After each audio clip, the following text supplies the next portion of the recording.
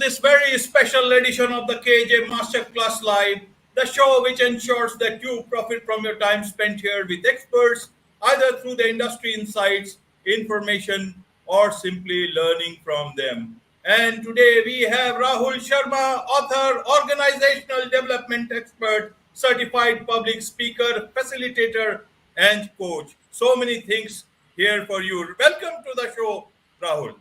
Thank you. Thank you, Mr. Ajay, for having me on the show. I'm excited to be here and share the learnings of my experience and see how others can make profit out of the knowledge that I will be sharing. Absolutely, absolutely. People want a lot of knowledge to learn, to earn, and to transform. So that's what our focus also has been, Rahul. So we'll be learning about this mindset shift. So first, to understand from you, what is this mind? What is this mindset? We have been learning about being focused, and when you are focused on everything, then you talk about shifting your mind. How does that work? Help us. Let's start with that background.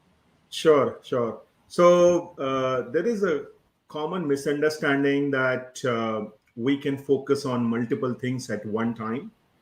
Our human mind is not prepared to do 100% one thing at a time. We may argue that, okay, I'm listening to music, I'm running, but at one single moment or one single time, you are only focusing 100% at one thing. So normally, whenever we accept any new challenges, new project, what happens is we are limiting our perfection or limiting our belief to complete the project that we have in hand 100%. So it is very important to prepare our mind to give us success all the time. And preparing our mind is something that only we can do because it starts from within us. Yes, we can learn, we can guide, but ultimately the action has to be taken from us. And to start that mindset change, Mr. Ajay, I would always focus on that positive mind talk, the talk that we do about ourselves to ourselves. That is how we can start changing the mindset shift. Right, right. Help us understand this, because for the audience, and a lot of audience, who have been trained that way, that you should focus on your vision. You should be focused on this particular thing, building your career. And so you build up a career. You should focus on building your business. So you build up on that business. And then after some time, when you face challenges, you talk about mindset shift. So I thought it is more, some people might say, Rahul, you are talking about not mindset shift, you are talking about shifting the goalpost. How does one understand with this sort of backdrop, understanding all through many years? You have stayed in India for long, you have studied here, you know about it. So if we look at it from that point of view, how would you explain them about the difference between mind shift and also about focusing on your goals? Sure. So, good analogy that you are bringing. It's not about changing the goals. It is more about changing the mind, changing the mindset. And where it starts is the thoughts. So, what is our mind? Our mind allow us to take action based on the thoughts. So, if we are having negative thoughts, if we are having pessimistic thoughts, automatically we will be taking action which may not give us the direct result. So the mindset shift starts from having that gratitude for what we have, being helpful to others, and getting that excitement by helping others. Because sometimes we believe that we are not having everything what we want, but we forget to be thankful to God, thankful to the friends, family about the things that we have. And it is more about the change in the thought process. And change in the thought process will allow you to bring the positivity in you. So first and foremost is about the folks with whom you are interconnected. I always believe that birds of same feather flock together. So it's so important that we have people around us who have positive influence, who are thinking positive, who are giving us positivity rather than taking away negativity from us. Okay, okay. You have been for 2 decades in the business world, and you know when empowering individuals to excel and become successful leaders. Mhm. To become successful leader, you have to, whatever you are doing, especially in the business side, you have to work very hard and achieve something. Some people can even accuse you of being a workaholic, especially on the home front. How do you, so you talk about, mindset shift. You talk about that this mindset shift will help you in, achieving professional and personal growth and happiness, whatever you intend to. Correct. How do you use this mindset shift to balance the work as well as personal life, which you have sacrificed to a great extent to achieve again that excellence in your business life, and suddenly you want them to, leave. People are afraid, they are fearful. If I leave that one, something else is getting compromised. If I leave this, then other thing is getting compromised. And that is where I want to understand for the audience is that how do you balance it? How do you get to the circle of life, circle of happiness that you often talk about? Mhm. So help us understand again with the addition of circle of happiness into this whole discussion. Sure, sure. So, what I would say is my personal belief is there is no substitute of hard work. No matter whatever we think, there is no free money. We have to do hard work. We have to focus on preparing ourselves to get that desired success. Uh, Balancing work life, I would say, if we make work as a part of things that we love to do, then it is not work. What happens, Mr. Ajay, is 90% of us, we are unable to be successful because of primary one reason. This is my experience and my personal experience. One is every job has a personality.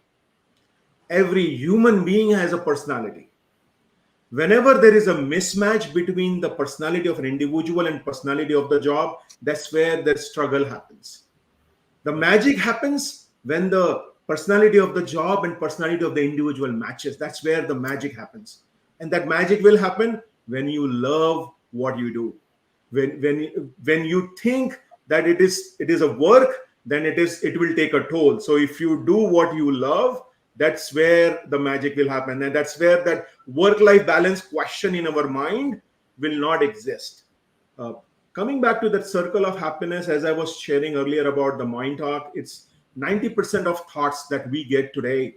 We get almost 60,000 to 80,000 thoughts in our mind in 24 hours. The unfortunate part is 90% of those thoughts are negative because of all the negativity around us, be it a social media, be it in a personal engagement. It's all about negativity. So it's very, very important for us to ensure that our mind is positive. And for that, we have to focus on reading positive literature, talking to positive people, making sure that we practice gratitude. Because when we practice gratitude, we really value about us and value about time. That positive mind talk, positive thoughts enable us to take positive action. Positive action result into positive behavior, positive life, happier life. So that is what I call as a circle of happiness. So first and foremost, it has to be the positive mind talk, which inculcate the positive thoughts, positive action, positive and happier life. Right, Rahul. Right. You talk about, successful leaders. A lot of leaders are good people, and nobody wants bad for others. But of late, especially in the last couple of years, there have been a lot of question on the lack of leadership, either in, especially in the business world. Let's focus on that. Mhm. And even this word called the Great Resignation and quiet quitting, you are there in the U.S. This is much, talked about there. That's we are the midst of all this. How does a leader balance that? And because you have balanced your work life, you have balanced your personal life, and you have really done that shift. How do you bring that employee part into it? How do you ensure that you are actually coming out as a good leader, a leader somebody would want to associate with, somebody or some and not someone who finds that you don't have that efficiency? How would you want your the people who are in leadership positions to define themselves with. If there is a mistake, if there is a lack of understanding on their part, how does this mindset shift help them here? Sure, sure. So first, I will answer your initial question part, which is that most of the leaders in last couple of years, their success ratio is which is limited. There is something which I call as a term called accidental leader, Mr. Ajay. What I mean by accidental leader is you step into a leadership position not by choice, but because there was a need in the business, there is a turnaround that happened, and then you put yourself or you were put into that position. The reason why we see some of the failures or some of the challenges in the leadership is because of that increase in that accidental leadership. And that increase happened for a positive reason. There was a high demand and we didn't had enough people. The organization didn't have right people. So the overnight the promotion happened, overnight the responsibilities were given. Now, where we went wrong, and this is something, I would say from a holistic view, is we didn't prepare as an organization, we didn't prepare well to handle the situations. These people who moved into the leadership role, they were amazing individual contributors. They were ace in what they were doing. But the moment they step into the leadership, things changes. And what are some of the challenges that the new leader faces? Number one, lack of trust.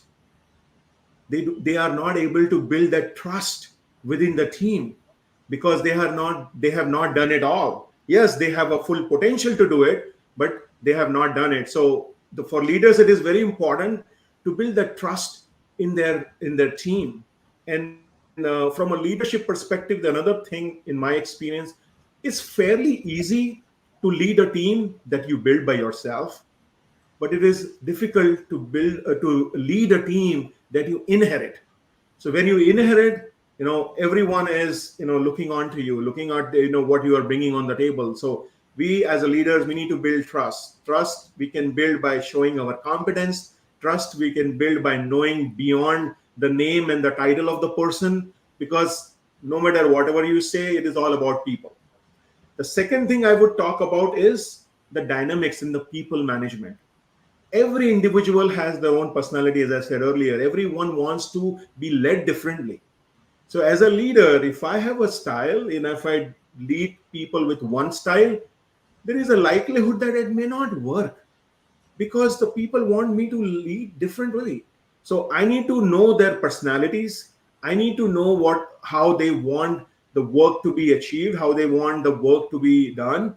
And as a leader, it is my responsibility to understand the dynamics of people's personality, understand the dynamics of the different situations, and then focus accordingly. So these are the top two challenges that I see in today's leaders. They're unable to understand their team. It's all about the numbers. There is lack of empathy. There is lack of ownership when it comes to own people. Owning people is not about tolerating someone who is underperformer. Now, underperformer, it's very easy for an employee to let go an underperformer. But if you work on them, if you are able to inculcate right values, that underperformer, that underdog we hear in the management word can become a soul winner for you. So as leaders, my request would be, don't let it go on people so easily. Invest your time. It's very easy to find a replacement, but it's difficult to find people who have right attitude, who have the positive mindset, who have a right work ethic. Those are the things that we need to see in today's employees. If you have that, it could be a game changer. Absolutely. You have given the very good perspective to all these things, Rahul. And in fact, you talked about the word empathy. I was about to ask it. How do you bring empathy? A lot of this accusation was that people are losing empathy, especially in leadership positions. And that is one of the reasons, that people, these workplaces are becoming more and more toxic, this whole thing. How can your mindset shift? I assume a lot of leadership is good people. Can this mindset shift fill that gap called empathy, lack of empathy in a lot of workplaces, which also, which is because of the lack of leadership by the leadership at that position? How does that work? So for empathy, it's the mindset that we need to have is I'm chosen to do something rather than I'm asked to do something. So let's say if you are dealing with a critical situation with an employee, if you think from a power centric perspective, you may be thinking that, man, I need to do this. Oh, Versus a shift in your mind that I'm chosen to do this. I'm chosen because I'm trusted. I'm trusted right, by my leadership that I will salvage the situation. As a leader, we are paid to do difficult job. So it's not about doing easy thing. We have to think differently. We have to inculcate right habits in our people. And empathy starts with trust. I was sharing earlier. And I will give you an amazing example. Navy SEALs, which is supposed to be the top-notch teams in the U.S. Military, they are promoting their people not based on their performance. They are promoting their people that how trustworthy they are. right, Because right, when they are on line of fire, it's not about your performance. It's about the other person can trust you, because you are just marching based on the orders of someone who is not around you. It's the walkie-talkie in which you are getting information. Okay, move from block A to block B, and that person who's giving an order, he or she knows that okay, there is no enemy there. That's the trust has to be there. So it's all starts with trust, and as we are building trust, we will have that empathy in us. Empathy is not about sympathy. A lot of people correlate this word with sympathy. No, it's not about sympathy. It's knowing about the people, understanding what's their story. Everyone has a story. Many a times, Mr. Ajay, I have seen top performers, suddenly they become underperformers and they quit. Now, we as a leader, we need to understand that what has gone wrong in that individual who was once upon a time a top performer has suddenly, become an underperformer or an average performer. Has anyone taken a time to know their story? What's going on in their personal life? What's going on in their professional life? Something changed. So we as leader, we need to focus on those things where knowing the story of the person, because once a performer, always remain a performer. That is my belief. It's about the environment. It's about the circumstances. It's about the leadership. So it's that the quality of a leader to get the performance out of the individual. That is what we do as leaders. We are here to get the right, create the right environment, give the right infrastructure, coach them, and enable them to do amazing things for the organization or for the world. wonderful, well explained, Rahul. Very few people are able to explain it in such a manner, and it is nice that you have come up with this perspective. I hope that a lot of people understand that all these difficult problems can have such simple solutions if you look at it the way Rahul has explained, in this question. So now let's come to the mind talk part, crafting your reality. There is a lot of talk about, imposter syndrome, and especially amongst leadership. How do they suddenly find the reality that they have built suddenly getting questioned by nobody else but by themselves? How do they tackle this? How do I create a reality for myself through my own mind talk that nobody outside or even from inside can dilute it in manner? Help us understand this mind talk thing from Sure. the understanding of a common man. Sure. As I explained earlier, mind talk is nothing but talking about our own self to our own self. And one of the common challenge I have seen, Mr. Rajay, when people do mind talk, also referred to as a self talk, they use the word I in that conversation. And why I did this, why I am doing this. Now the research shows that when we use our own name instead of I, it allows us to differentiate between the our own self and to that Okay. individual, and it allows us to take a better control of our action, our thoughts, our feelings, and the circumstances around us. So for us, if we want to inculcate that mind talk within us, my request would be insert your name whenever you are having that discussion, so you are not having that self pity mode that okay, I am doing this. No, it's about the individual who is doing this. So that is one way we can imbibe that process in us. And I do believe all the decision that we take occurs in our mind first.